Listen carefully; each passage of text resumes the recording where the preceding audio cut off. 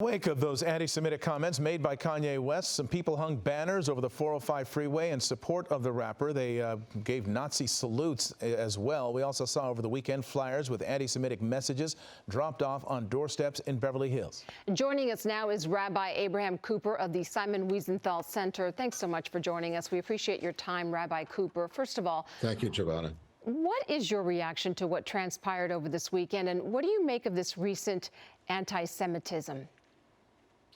Well, we're now dealing nationally with the spike in anti-Semitic hate crimes from across the country that's been unprecedented in decades. A lot of it is traceable to the 24/7 subculture of hate on social media, which is now, of course, we've had the fire added of Kanye West having access to, 20, 30 million people.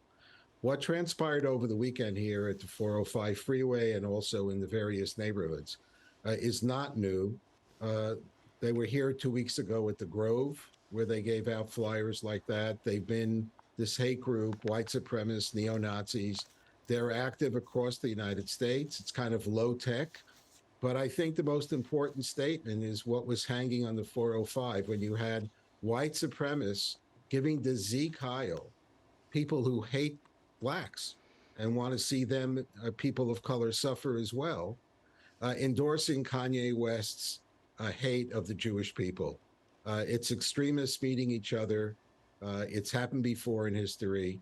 And we need a coalition of people, our neighbors and our community, to stand up and see that there's some justice in this area. And that also means that law enforcement led by the LAPD and perhaps by the FBI needs to take a look to see whether or not these activities together come into the arena of possible domestic terrorism. This is a serious situation. Right, and they want to stop it before it gets to the level of violence where more things can happen. We've certainly seen enough of that in this country as well. I wanted to ask you about, go ahead. Please. No, go ahead. I was just going to say that speech, is important. Free speech is important, but words have consequence. We know that the latest statistics just coming out of the Midwest, 50% surge in crimes against the African Americans, 75% surge in crimes against the Jewish community.